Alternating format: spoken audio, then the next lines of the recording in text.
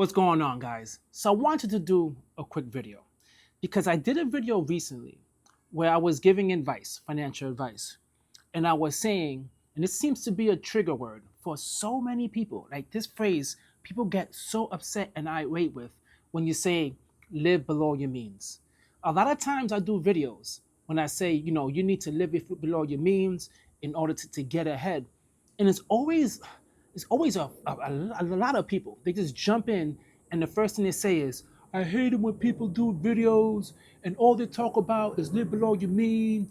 They're so out of touch. They don't get it.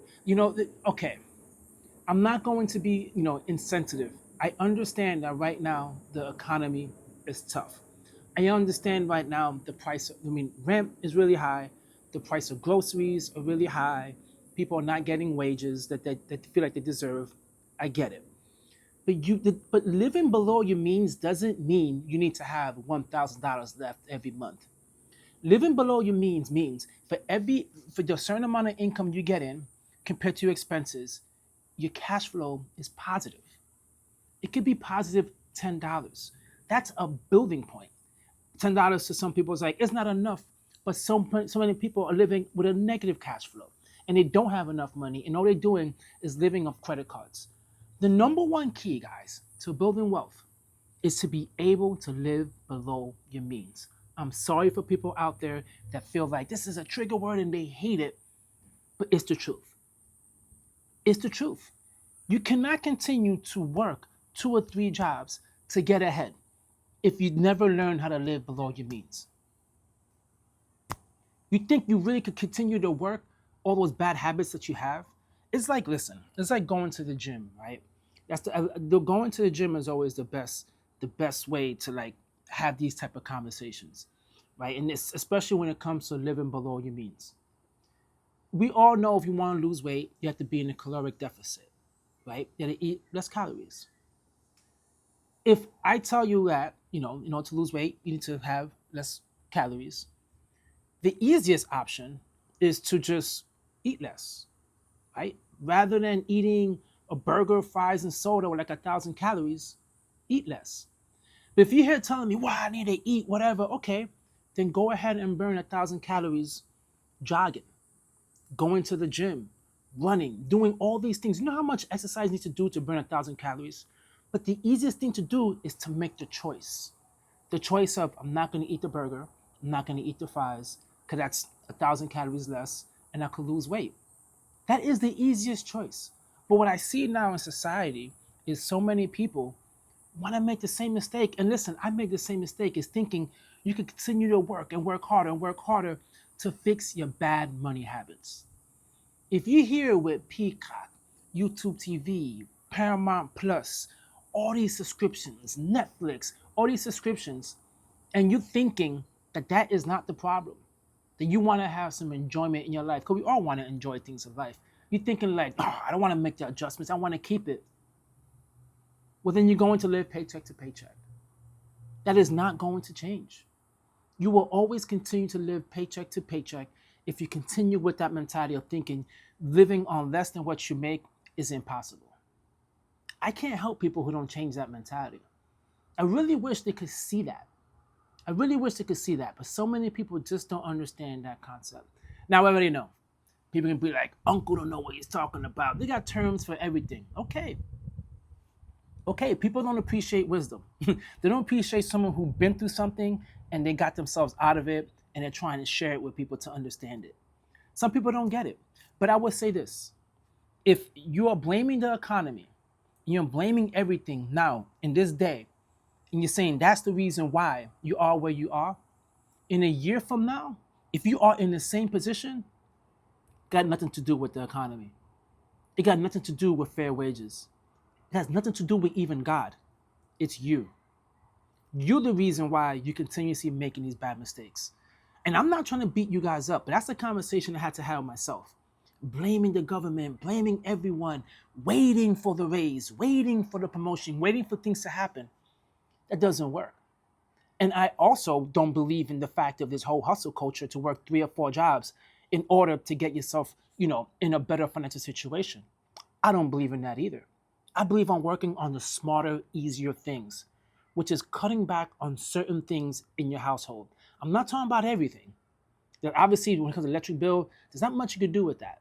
When it comes to car insurance, we all need it. There's certain things that you can't do. But even with car insurance, you could shop around and save a little money, but there's a lot of things that you really can't do to change the situation. But the little things that you do, it certainly adds up. You see, so many people love to be in misery and just dream of being financially free. They just dream about it. But financial freedom isn't a dream, it's a goal. It's a reality that we all could achieve. But for some particular reason, people put it in the dream category.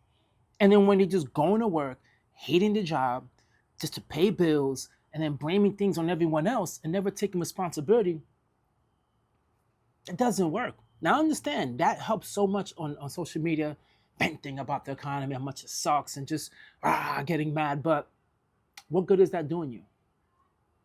What good has complaining done to you? Has it made you make better financial decisions? No. It might feel good to just vent a little bit and to go back and try to handle your finances better, right? And try to do the right things.